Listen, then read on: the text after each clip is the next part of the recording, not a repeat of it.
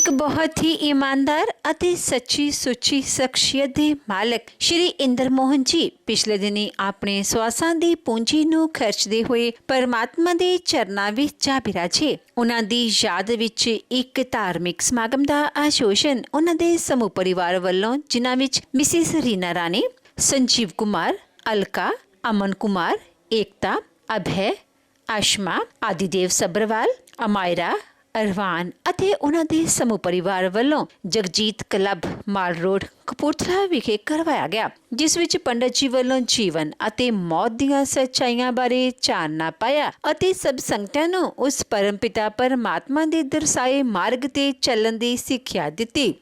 ਸ਼੍ਰੀ ਇੰਦਰ ਮੋਹਨ ਜੀ ਦਾ ਜਨਮ ਪਿਤਾ ਸ਼੍ਰੀ ਜਗਨਨਾਥ ਸੱਭਰਵਾਲ ਜੀ ਦੇ ਘਰ ਮਾਤਾ ਸ਼੍ਰੀਮਤੀ ਸਰਲਾ ਦੇਵੀ ਜੀ ਦੀ ਕੁੱਖੋਂ 14 ਦਸੰਬਰ 1937 ਨੂੰ ਲੁਧਿਆਣਾ ਵਿਖੇ ਹੋਇਆ। ਆਪ ਜੀ ਬਚਪਨ ਤੋਂ ਹੀ ਬਹੁਤ ਹੀ ਸੁਘੜ, ਸਿਆਣੇ ਅਤੇ ਹੋਣਹਾਰ ਪ੍ਰਤਿਭਾ ਦੇ ਮਾਲਕ ਸਨ। ਆਪ ਜੀ ਨੇ ਆਪਣੀ RMP ਤੱਕ ਦੀ ਐਜੂਕੇਸ਼ਨ ਹਾਸਿਲ ਕਰਨ ਉਪਰੰਤ ਆਪਣੀ ਪ੍ਰੈਕਟਿਸ ਦੀ ਸ਼ੁਰੂਆਤ ਕੀਤੀ। ਆਪ ਜੀ ਆਪਣੇ ਹਰ ਕੰਮ ਨੂੰ ਬਹੁਤ ਹੀ ਮਿਹਨਤ, ਲਗਨ ਅਤੇ ਇਮਾਨਦਾਰੀ ਨਾਲ ਕਰਿਆ ਕਰਦੇ ਸਨ। ਉਪਰੰਤ ਆਪ ਜੀ ਨੇ ਕਪੂਰਥਲਾ ਵਿਖੇ ਹੀ ਆਪਣੇ ਮੈਡੀਕਲ ਸਟੋਰ ਦੀ ਸ਼ੁਰੂਆਤ ਵੀ ਕੀਤੀ। ਇਸ ਤੋਂ ਇਲਾਵਾ ਆਪ ਜੀ ਅਲੱਗ-ਅਲੱਗ ਸਮੇਂ ਅਲੱਗ-ਅਲੱਗ ਬਿਜ਼ਨਸ ਕਰਦੇ ਹੋਏ ਪੌੜੀ ਦਰ ਪੌੜੀ ਅੱਗੇ ਵਧਦੇ ਚਲੇ ਗਏ ਅਤੇ ਮੌਜੂਦਾ ਸਮੇਂ ਵਿੱਚ ਆਪ ਜੀ ਦੇ ਆਸਟ੍ਰੇਲੀਆ ਵਿਖੇ ਅਨੇਕਾਂ ਬਿਜ਼ਨਸ ਹਨ। ਆਪ ਜੀ ਦਾ ਵਿਆਹ ਸਨ 1964 ਵਿੱਚ ਮਿਸਿਸ ਰੀਨਾ ਰਾਣੀ ਜੀ ਹੁਣਾਂ ਨਾਲ ਹੋਇਆ। ਵਿਆਹ ਉਪਰੰਤ ਆਪ ਜੀ ਨੇ ਆਪਣੀਆਂ ਪਰਿਵਾਰਕ ਜ਼ਿੰਮੇਦਾਰੀਆਂ ਨੂੰ ਬਖੂਬੀ ਨਿਭਾਇਆ। ਆਪ ਜੀ ਦੇ ਘਰ ਬੇਟੇ ਸੰਜੀਵ ਕੁਮਾਰ ਅਤੇ ਅਮਨ ਕੁਮਾਰ ਨੇ ਜਨਮ ਲਿਆ। ਆਪ ਜੀ ਨੇ ਆਪਣੇ ਬੱਚਿਆਂ ਨੂੰ ਖੂਬ ਚੰਗੇ ਸੰਸਕਾਰ ਦਿੱਤੇ, ਪੜਾਇਆ ਲਿਖਾਇਆ ਅਤੇ ਸਮਾਜ ਦੇ ਚੰਗੇ ਨਾਗਰਿਕ ਬਣਾਇਆ। ਅੱਜ ਆਪ ਜੀ ਦੇ ਦੋਨੋਂ ਬੇਟੇ ਆਸਟ੍ਰੇਲੀਆ ਵਿਖੇ ਪਰਿਵਾਰ ਸਮੇਤ ਰਹਿ ਰਹੇ ਹਨ ਅਤੇ ਆਪਣੇ ਮਾਤਾ ਜੀ ਅਤੇ ਆਪਣੇ ਪਿਤਾ ਜੀ ਦੇ ਨਕਸ਼ੇ ਕਦਮਾਂ ਤੇ ਚੱਲ ਕੇ ਉਹਨਾਂ ਦੇ ਨਾਮ ਨੂੰ ਚਾਰ ਚੰਨ ਲਗਾ ਰਹੇ ਹਨ। ਸ਼੍ਰੀ ਇੰਦਰ ਮੋਹਨ ਜੀ ਪਰਮਾਤਮਾ ਦੇ ਘਰ ਪ੍ਰਤੀ ਸੱਚੇ ਸ਼ਰਧਾਵਾਨ ਸਨ। ਲੋੜਵੰਦਾਂ ਦੀ ਸਹਾਇਤਾ ਆਪ ਜੀ ਹਮੇਸ਼ਾ ਹੀ ਤਨੋ ਮਨੋ ਅਤੇ ਤਨੋ ਕਰਿਆ ਕਰਦੇ ਸਨ। ਆਪ ਜੀ ਬਹੁਤ ਹੀ ਮਿੱਠੀ ਬੋਲੀ ਅਤੇ ਮਿਲਾਪੜੇ ਸੁਭਾਅ ਦੇ ਮਾਲਕ ਸਨ। ਜੋ ਕੋਈ ਵੀ ਇੱਕ ਵਾਰ ਆਪ ਜੀ ਨਾਲ ਗੱਲ ਕਰ ਲੈਂਦਾ ਤਾਂ ਆਪ ਜੀ ਦਾ ਹੀ ਹੋ ਕੇ ਰਹਿ ਜਾਂਦਾ ਸੀ। ਮੌਜੂਦਾ ਸਮੇਂ ਵਿੱਚ ਸ਼੍ਰੀ ਇੰਦਰ ਮੋਹਨ ਜੀ ਦੀ ਫੁਲਵਾੜੀ ਅਮਾਇਰਾ ਅਤੇ ਅਰਵਾਨ ਨਾਲ ਮਹਿਕ ਰਹੀ ਹੈ। माता पिता के चरणों में है। ये नहीं कि हमको हरि ही ढूंढना है, कहाँ मिलेंगे, कहाँ हैं। हरि एक बड़े हमारा जो कर्म है, बड़ों का सम्मान करना, सत्कार करना, साधु संतों की सेवा करना और माता पिता की सेवा करना। जिस प्रकार से हमारे बीच में भी यहीं बैठे अमन जी ने अपने पिताजी की बहुत सेवा तन मन धन से किया और उनका वहाँ पर संस्कार किया। और अपना जो ये देश है, भारत देश है, ये महान देश कहा गया है। क्यों कहा गया है? क्योंकि यहाँ पर गंगा जमुना सरस्वती का वास हुआ है। गंगा जमुना सरस्वती का वास है, इसलिए इस देश को महान कहा गया है। क्योंकि अन्य देशों में गंगा नहीं पाई जाती, अपने एक भारत देश में ही है। गंगा को भागीरथी जी ने बड़े तपस्या कर कर के लाए थे। किसके लिए? मुक्ति के लिए। सागर के 60,000 पुत्र थे। सागर के 60,000 पुत्र थे। कपिल मुनि के श्राप के द्वारा उनको मार दिया गया था, तो उनकी मुक्ति नहीं होती थी। तब उन्होंने बड़े शास्त्र देखे और ब्रह्मा विष्णु ऋषि मुनियों से आज्ञा लिया कि हे प्रभु, जो इस सागर के 60,000 पुत्र हैं, इनकी मुक्ति किस प्रकार से होगी, आप बताइए। तब विष्णु पुराण में कहा, विष्णु पुराण में, कि गंगा जी जो ब्रह्मलोक में हैं, वो सब प्रकार से पापों को तारने वाली हैं। और हमारे जीवन में कोई किसी प्रकार का पाप दोष हो जाता है तो वहाँ भी मुक्ति मिलती है। इसलिए दोबारा मैं कहते हुए, ऑस्ट्रेलिया में वो परमपिता परमात्मा को लीन हो गए। पर उन्होंने सब कुछ वहाँ पर सब किया जुलाई महीने में, और अब ये अक्टूबर में यहाँ पर आए और ये अपने धर्म कर्म के साथ जिस प्रकार से बेटे का पिता के लिए धर्म बनता है, उस प्रकार से अमन जी ने पूरा धर्म निभाया और किया। क्योंकि कई यहाँ से जाते हैं और सुनते हैं कि वहाँ कोई पिताजी की मृत्यु, माताजी की मृत्यु हो जाती है, पर वो कोई उसी में मिल जाते हैं अन्य देशों में कि चलो जिस प्रकार से देश उसी प्रकार से भेष है, वहीं पर वो कर देते जैसा करते। पर अमन जी के परिवार ने ये नहीं सोचा, ये सोचा जो हमारा धर्म बनता है, हिंदुता बनती है, हमको वही करना। तो एक बॉक्स में उनको हस्तियों को संभाल करके रखा और अपने हाथों से जा कर के गंगा जी में हरिद्वार में प्रवाह किया, जो पुत्र का धर्म बनता है। इस प्रकार से ऐसे हम तो परमपिता परमात्मा से कहते हैं कि सभी को ऐसे बेटे दें कि जो माता पिता का सब प्रकार से कर्म के लिए सोचे, धर्म के लिए, सेवा भाव के लिए। उनके मन में ये नहीं कि मैंने हस्तियाँ कर दिया, उन्होंने अपने पिताजी की बड़ी तन मन से सेवा किया और माताजी की भी कर रहे हैं सब प्रकार से। तो इस प्रकार से परमात्मा मानुष के जीवन में बताया, शास्त्रों में बताया है कि भगवान कहाँ हैं, गुरु के मुख में हैं। जो हम नाम दान लेते हैं, गुरु का मंत्र लेते हैं और माता पिता के चरणों में है और बड़ों के को सम्मान में है, भगवान यही है। ये नहीं कि हम मंदिर जाते, मस्जिद जाते हैं, मत्था टेक लिया, प्रणाम कर लिया, पर माता पिता की सेवा नहीं किए, बड़ों का सम्मान नहीं किए और हम बड़े विद्वान हैं। क्योंकि एक जो महात्मा कहते हैं, धूला तो एक जानवर भी लपेट लेता है, पर वो धूला नहीं, ऐसी धूला हरि के नाम की, शास्त्रों के नाम की अपन को धूला लपेटना चाहिए, भस्म लपेटना चाहिए, जो शास्त्रों में कहा गया है। इस प्रकार से उन्होंने परमपिता परमात्मा हरि का भजन भी किया, चिंतन किया और जो हमारे शास्त्रों में दिया है ब्राह्मण भोजन और रीति रिवाज के समाज से 16वां सब उन्होंने कराया। और इस शोक सभा में परमात्मा का चिंतन का, हरि का नाम के लिए सभी लोग प्रस्तुत हुए हैं। इसलिए परमात्मा का चिंतन करना चाहिए सब प्रकार से।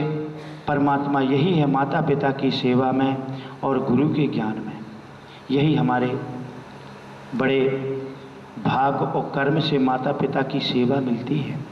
ये भी नहीं, क्योंकि पुत्र भी होते हैं पर कोई सेवा भाव नहीं होता। इसलिए परमात्मा का चिंतन करने चाहिए, हरि का चिंतन करना चाहिए। ये तो एक रास्ता है, ये धन दौलत कुछ नहीं है। यहाँ पर आज किसी और का धन है, कल किसी और का होगा, परसों किसी और का होता, ये आवागमन चलता रहता है। सेवा भाव करना चाहिए, माता पिता की सेवा करना चाहिए और जो हमारे पड़ोस में और गली मोहल्ले में उनका सम्मान करना चाहिए। यही एक शास्त्र है, यही एक भगवान है। यह नहीं कि ये बड़ा भगवान अलग से है। इसलिए परमात्मा का चिंतन करना चाहिए और नारायण का नाम लेना चाहिए। नारायण जो हरि का नाम लेता, माता पिता की सेवा करता है, ये ग्रंथों में कहा गया है, गरुड़ पुराण में भी कहा गया है, शिव पुराण में भी कहा गया है कि जो कर्म करता उसी प्रकार से कर्म भोगता है। अपन गेहूँ बोते हैं तो गेहूँ ही मिलते हैं, कांटे बोते हैं तो कांटे ही मिलते हैं। जिस प्रकार से हमने कर्म किया है, इसलिए परमात्मा का हमको अच्छे कर्म करते रहना चाहिए। क्योंकि मालूम नहीं है कितने दिन की कौन सी जिंदगी है। क्योंकि माता के गर्भ में भी बालक की मृत्यु हो जाती है। और ब्राह्मण भोजन और गरुड़ पुराण का पाठ जिस प्रकार से समय के अनुसार उन्होंने पाँचवें दिन से चालू कराया और ऑनलाइन यहाँ से उन्होंने बैठ कर के पाठ सुना रघुनाथ मंदिर में। ऐसे पुत्र पितर प्रार्थना करते कि भगवान हमारे कुल में ऐसे बेटे दें जो अपनी परंपरा को और अपने कुल को इस प्रकार से मानता रहे।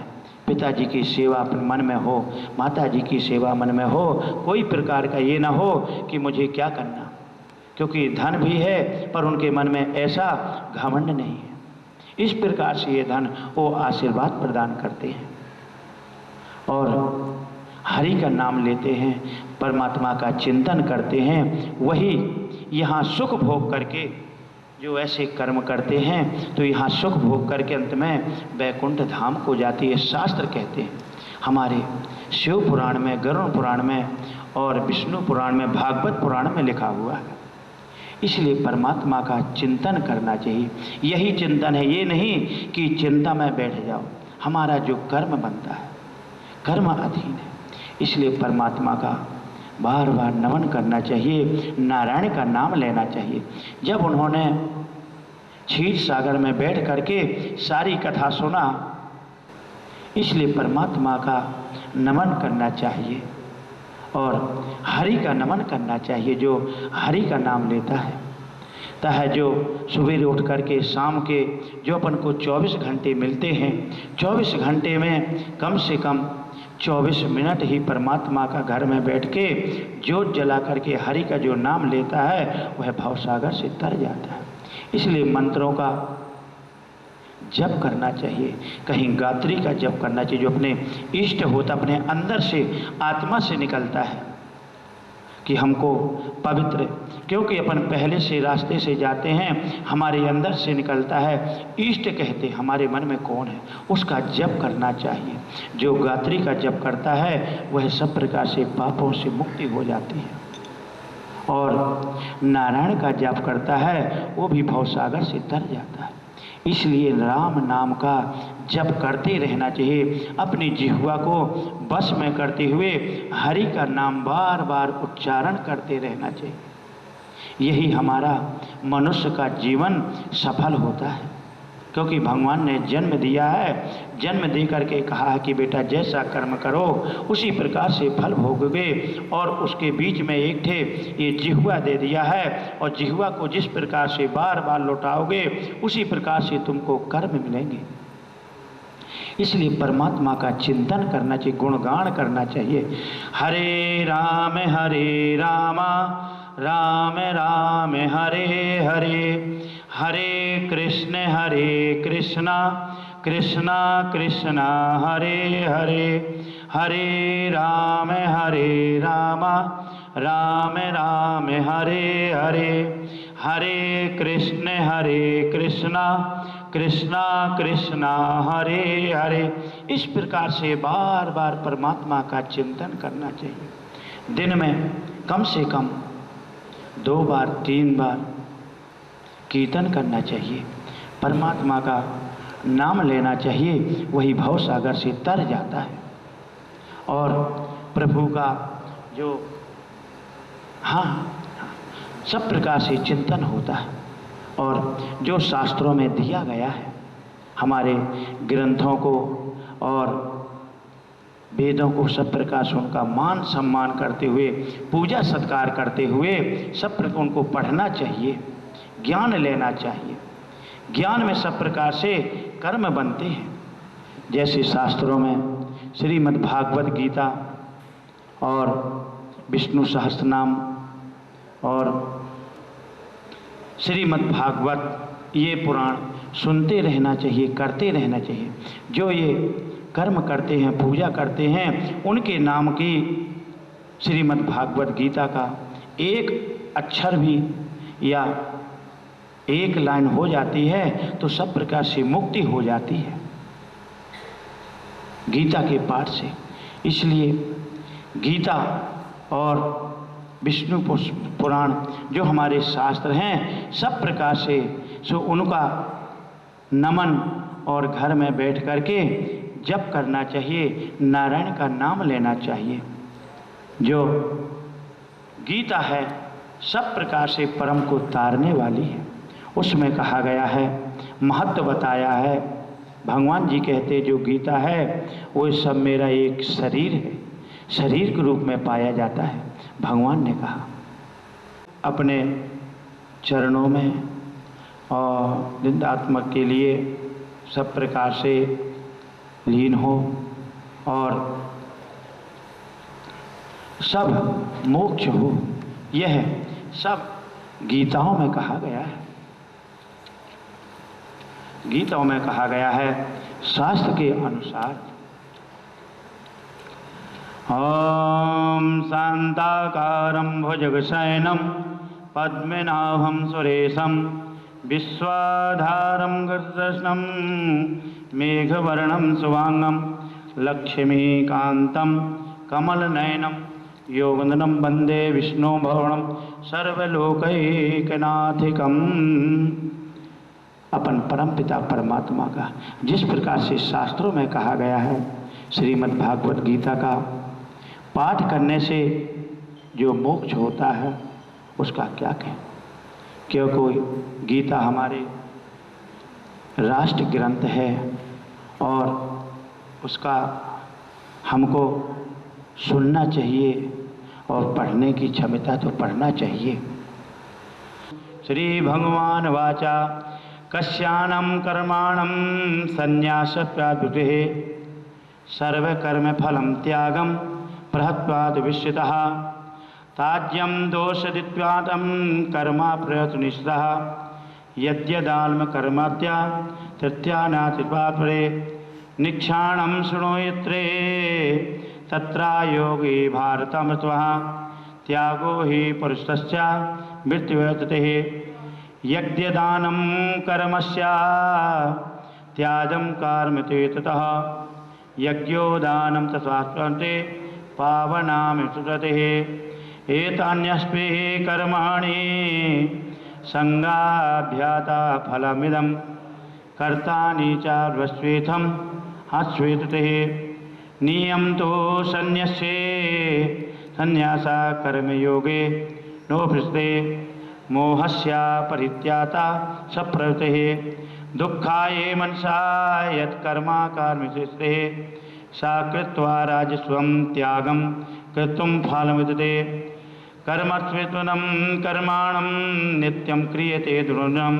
गीता में भगवान जी ने कहा, हे अर्जुन, हे महाभाव, अंतर्यामी है, वासुदेव है, जो गीता में है सब प्रकार से अंतर्यामी है। मैं सन्यास को सब प्रकार से सन्यास में आकर के मोह माया से मैं सब दूर होना चाहता हूँ।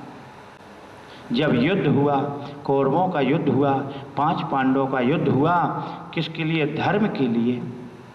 धर्म के लिए जब युद्ध हुआ तो दोनों सेनाएं आमने सामने हो गईं और श्री कृष्ण जी के भगवान जो रथ चलाते थे कुछ में थे, अर्जुन का रथ चलाते थे, सारथी थे, पर अर्जुन नहीं पहचानते थे कि ये कौन है। उनके फूफे के बेटे थे पर ये जानते थे परमात्मा है, पर उतना रूप नहीं जानते थे। उन्होंने धनुष बाण छोड़ दिया। उन्होंने भगवान से कहा कि हे भगवान, ये आपने शंख नादन किया, धर्म का युद्ध, सभी ने नादन किया, शंख बजाए। इस प्रकार से अर्जुन ने पूछा, हे कृष्ण, सब प्रकार से आपने मुझे बोला। भगवान वाचा, भगवान जी ने कहा, हे अर्जुन, कितने ही पंडित जन कर्म करते हैं, त्यागते संन्यास जानते, और कितने ही चिकराल कुशल में पुरुष कर्मों को फल त्यागते हैं, फलों को करते हैं। उसी प्रकार से तुम कर्म करो, फल के अधीन मत बनो। फल देने वाला कौन है? मैं बैठा हूँ।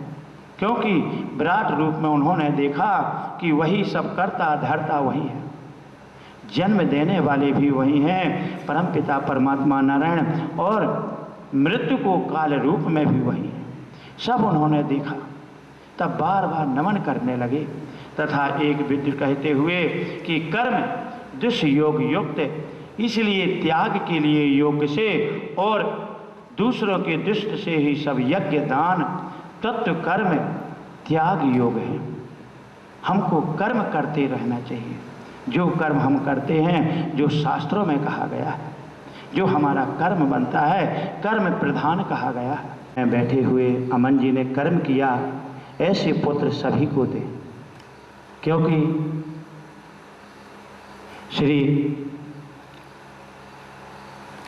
श्रीमान इंद्रमोहन सुब्रवाल जी ऑस्ट्रेलिया में, उनका 10 जुलाई को प्रभु के चरणों में लीन हो गए थे। पर उन्होंने, अमन जी ने, चलो बहुत, हम तो ये कहते ज्ञानवान हैं कि अपना कर्म नहीं छोड़ा, धर्म नहीं छोड़ा। उन्होंने सब प्रकार से बाहर बैठे हुए भी श्रीमद् गरुड़ पुराण का पाठ जुलाई में करवाया रघुनाथ मंदिर में, और जो अपने रीति रिवाज के अनुसार से 16 ब्राह्मण, दान दक्षिणा सब प्रकार से किया। क्योंकि बाहर आने में तत्काल में कहीं टिकटों का कई दिक्कतें आ जाती हैं, इसलिए उन्होंने अपने पिताजी की हस्तियाँ अपने भारत में आकर के और गंगा जी में प्रवाह किया। ये बहुत बड़ा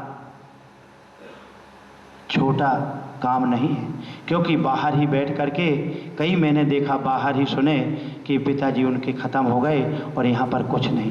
पर उनके मन में उनने कहा हमारा कर्म जो बनता है माता पिता के निमित्त हमको करना चाहिए। आज अमन जी ने सब प्रकार से उन्होंने ये किया, और ये शोक सभा, ये गरुड़ पुराण का पाठ नहीं है, ये शोक सभा है मिलने के लिए। और जो उनके नाम पे, इंद्रमोहन जी के नाम पे श्रीमद् भागवत जी का 18वें अध्याय का पाठ है, और हुआ उनको सब प्रकार से मुक्ति और अपने चरणों में लीन रखे। गायत्री के महामंत्र से जीवन के सब पाप हरो, संकट कटे मिटे जीवन में गायत्री जी का जाप करो। ओम भूर्भुवस्वः तत्सवितुर्वरेण्यं भर्गो देवस्य धीमहि धियो यो नः प्रचोदयात्। गायत्री के महामंत्र से जीवन के सब पाप हरो, संकट कटे मिटे जीवन में गायत्री जी का जाप करो। ओम भूर्भुवस्वः तत्सवितुर्वरेण्यं भर्गो देवस्य धीमहि धियो यो नः प्रचोदयात्। गायत्री के महामंत्र से जीवन के सब पाप हरो, संकट कटे मिटे जीवन में गायत्री जी का जाप करो। ओम भूर्भुवस्वः तत्सवितुर्वरेण्यं भर्गो देवस्य धीमहि धियो यो नः प्रचोदयात्। बोल गायत्री माता की जय, बोल गंगा मैया की जय। परम आदरणीय पूजनीय श्री इंद्रमोहन सब्बरवाल जी को समर्पित इस प्रार्थना सभा में इकट्ठा हुए हैं, ताकि उनके वजूद, उनकी सेवा, उनकी सेवाओं को याद करते हुए उन्हें अपने श्रद्धा सुमन अर्पित कर सकें। और मुझे अमन जी का आदेश हुआ है कि मैं आप सबके साथ मिलकर अपनी ओर से उन्हें न केवल अपनी पुष्पांजलि अर्पित करूं, बल्कि परिवार की ओर से आप सबका शुक्रिया अदा भी करूं। सब्बरवाल परिवार को मैं अपने बचपन से जानता हूं। इस परिवार की समाज को बहुत देन है, और बहुत सारी संस्थाएं जो समाज में काम करती हैं, उनके गठन में, उनके चलन में इस परिवार का एक नुमायां रोल रहा है। इंद्रमोहन जी के पिता आदरणीय लाला जगन्नाथ जी सब्बरवाल, बहुत से लोग पुराने जानते होंगे कि वो स्वतंत्रता सेनानी थे और एक साथ साथ समाज सुधारक भी थे। समाज में अच्छे संस्कारों का चलन रहे, लोग नैतिक मूल्यों का अनुसरण करते हुए आगे बढ़ें, वो इस बात के लिए हमेशा सारी उम्र कोशा रहे और ये भी कोशिश करते रहे कि समाज के जितने भी लोग हैं, जितनी भी संस्थाएं हैं, वो सकारात्मक तरीके से आगे बढ़ें, काम करें। मुझे याद है कि अपने जीवन के अंतिम क्षणों तक भी वो समाज की सेवा, कल्याण के कार्यों में जुटे रहे। आज भी मैं समझता हूँ कि बहुत सी संस्थाएं ऐसी हैं, जब भी उनका जिक्र आता है, जब याद करते हैं तो उन्हें सराहा जाता है, आदर के साथ देखा जाता है। जहाँ तक उनके साथ काम करने का सहयोग है, तो मुझे FDST एजुकेशनल सोसाइटी में उन्होंने ही इंट्रोड्यूस किया था। तो सनातन धर्म सभा में भी हम इकट्ठे काम करते रहे एक लंबे अरसे तक। उनके मार्गदर्शन में हमें बहुत कुछ सीखने को मिला जो आज हमारे काम आ रहा है। उन्हीं की छोड़ी हुई बहुत सी जिम्मेदारियां उनके बाद इंदर मोहन जी ने ना केवल संभाली बल्कि उनके साथ पूरा इंसाफ किया। इंदर मोहन जी का अपना एक अलग अंदाज था काम करने का और उन्होंने कभी भी अपनी सोच और अपने असूलों के साथ समझौता नहीं किया, लेकिन ये भी इंश्योर करते रहे कि उनकी कारगुजारी के साथ किसी भी संस्था को कोई नुकसान न पहुंचे और बिजनेस में किस तरह शाना बशाना वो आगे बढ़े, समाज में एक रुतबा, एक स्टेटस अर्जित किया जो आप सब लोग जानते हैं। उनके बाद हमारी बहुत सी संस्थाएं जैसे FDST एजुकेशनल सोसाइटी है, उसके वाइस प्रेसिडेंट की जिम्मेदारी आज अमन जी के कंधों पर है और मैं समझता हूं कि आने वाले दिनों में उसके साथ इंसाफ करते हुए अमन जी अपनी जिम्मेदारी को बखूबी निभाएंगे।